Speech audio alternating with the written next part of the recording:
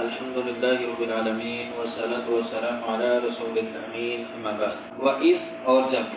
اخذنا ہم نے پکا یا ہم نے لیا میثاقکم تم سے پکا عہد۔ وَإِذْ أَخَذْنَا مِيثَاقَكُمْ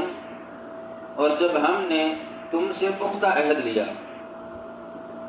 لا تسفکون نہیں تم بہاؤ گے دماءکم اپنا خون، ولا تخرجون اور نہیں تم نکالو گے انفسکم اپنے آپ کو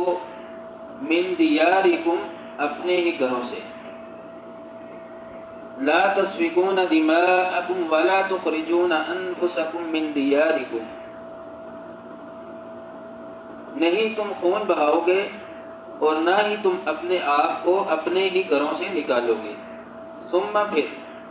اقررتم تم نے اقرار کیا، وانتم اور تم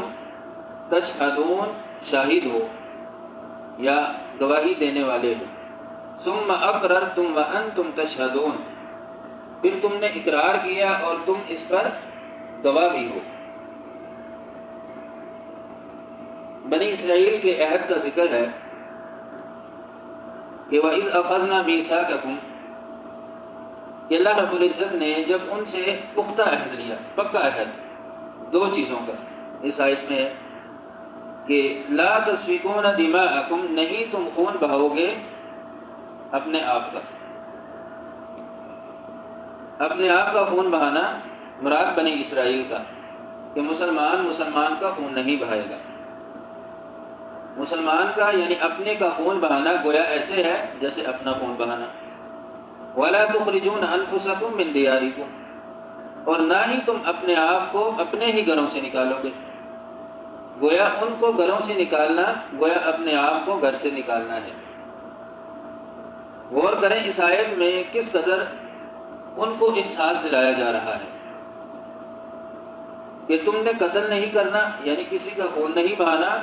اور نہ ہی ان کو ان کے گھروں سے نکالنا ہے۔ گھروں سے نکالنا، خون بہانا، اپنی جان سے بھی محبت ہوتی ہے اور اپنے گھر سے، وطن سے بھی بندے کو بہت محبت ہوتی ہے۔ یہاں تک کہ مفسرین نے لکھا ہے کہ گھروں سے نکالنا یا کسی کو اس کے وطن سے نکالنا یہ زیادہ سخت ہے قتل سے۔ قتل میں تو ایک بار ہی جان ختم ہو جاتی ہے،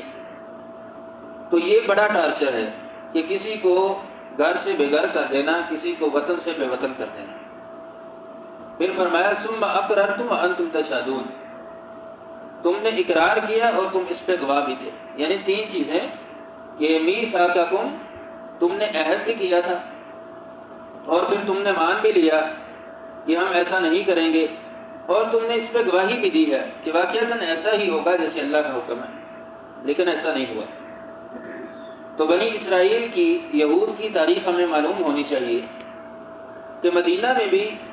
یہودیوں کے 3 قبائل موجود تھے، وہ وہاں پہ آباد ہو گئے کیونکہ تورات میں نبی صلی اللہ علیہ وسلم کی آمد کے بارے میں ذکر تھا، جگہ کے بارے میں بتایا گیا تھا۔ تو یہود نے یہ گیس کیا کہ یہی علاقہ وہ ہے جو تورات میں بیان کیا گیا، جس کی نشانیاں بیان کی گئی۔ تو مدینہ میں آ کے آباد ہو گئے۔ تو 3 گروہ تھے اور ان کی بھی آپس میں نہیں بنتی تھی، وہ بھی ایک دوسرے سے نفرت کرتے، لڑائی جھگڑا تھا، چپکلش تھی۔ اسی طرح 2 اور قبیلے بھی عرب کے مدینہ میں موجود تھے، اوس اور خزرج، یہ بت پرست مشرک تھے۔ تو اب معاملہ کیا تھا کہ یہی یہود ان کا ساتھ دیتے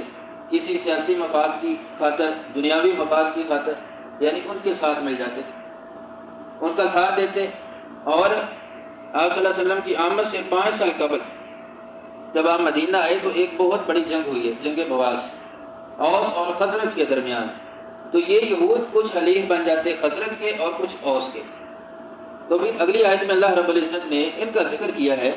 کہ ثم پھر انتم تم ہی، ہؤلاء وہی لوگ ہو، ثم انتم ہؤلاء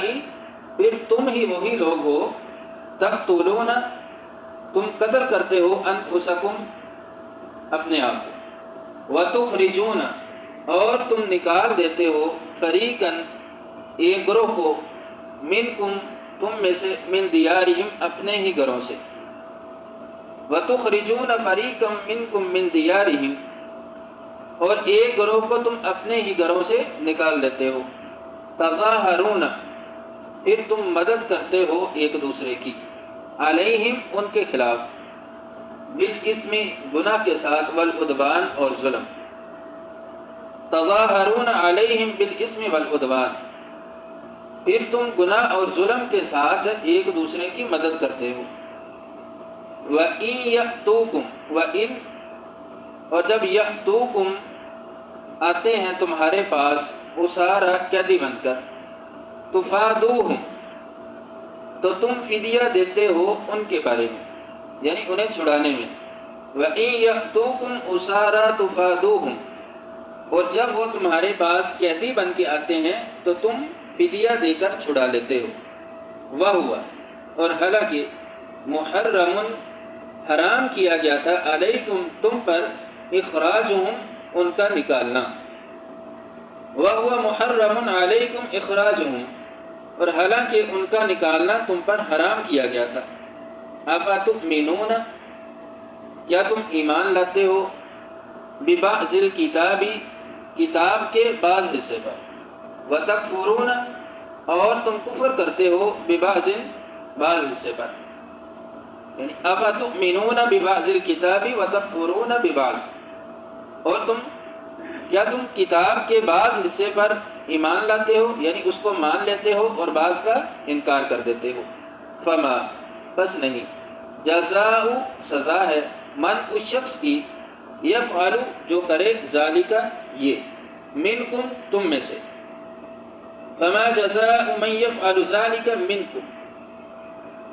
بس اس شخص کی سزا جو تم میں سے یہ کام کرے،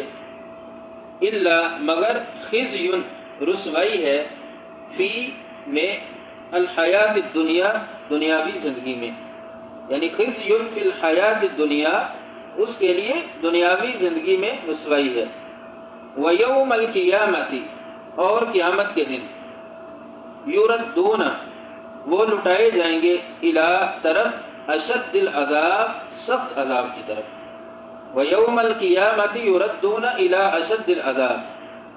اور قیامت کے دن وہ سخت عذاب کی طرف لٹائے جائیں گے، وَمَا اللَّهُ اور نہیں ہے اللہ، بِغَافِلٍ غافل، اما اس چیز سے، تعملون جو تم عمل کرتے ہو،